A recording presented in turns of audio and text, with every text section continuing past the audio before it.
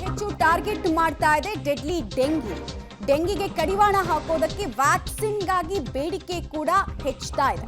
America, Brazil, Mexico, ಥೈಲ್ಯಾಂಡ್ನಲ್ಲಿ ಈ ವ್ಯಾಕ್ಸಿನ್ಗಳು ಬಹಳ ಪರಿಣಾಮಕಾರಿಯಾಗಿ ಕೆಲಸ ಮಾಡಿದೆ. ಭಾರತದ ಸೀರಮ್ ಇನ್ಸ್ಟಿಟ್ಯೂಟ್ನಲ್ಲೂ ಕೂಡ ವ್ಯಾಕ್ಸಿನ್ ಅನ್ನು ಇನ್ನಷ್ಟು ಎಫೆಕ್ಟಿವ್ ಮಾಡೋ ನಿಟ್ಟಿನಲ್ಲಿ ಪ್ರಯೋಗಗಳು ಆಗ್ತಾ ಇದೆ.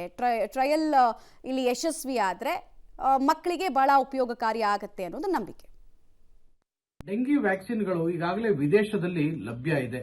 ಎಸ್ಪೆಷಲಿ ಅಮೆರಿಕ, ಬ್ರಾಜಿಲ್, ಮೆಕ್ಸಿಕೋ ಹಾಗೆ ಥಾಯ್ಲೆಂಡ್ ಮತ್ತೆ ಫಿಲಿಪೀನ್ಸ್ಗಳಲ್ಲಿ ಲಭ್ಯ ಇದೆ. ಈ ದೇಶಗಳಲ್ಲಿ ಈ ವ್ಯಾಕ್ಸಿನ್ ಕೊಡೋದಕ್ಕೆ ಈಗಾಗಲೇ ಪರವಾನಗಿ ಕೊಟ್ಟಿದ್ದಾರೆ.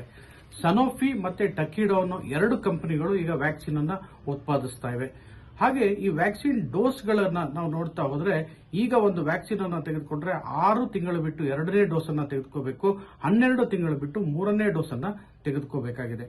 ಇದು ತುಂಬಾ ಲೋ ರಿಸ್ಕ್, ಸೈಡ್ ಎಫೆಕ್ಟ್ ಕಮ್ಮಿ ಇರತಕ್ಕಂತ ವ್ಯಾಕ್ಸಿನ್ ಅಂತ ಈಗಾಗಲೇ ಪ್ರೂವ್ ಆಗಿದೆ. ಇದರಲ್ಲಿ ತುಂಬಾ ಆದಷ್ಟು ಬೇಗ ವ್ಯಾಕ್ಸಿನ್ ನಮ್ಮ ದೇಶದಲ್ಲೂ ಲಭ್ಯವಾಗಲಿ ಅಂತಕ್ಕಂಥದ್ದೇ ಎಲ್ಲರ ಬೇಡಿಕೆ.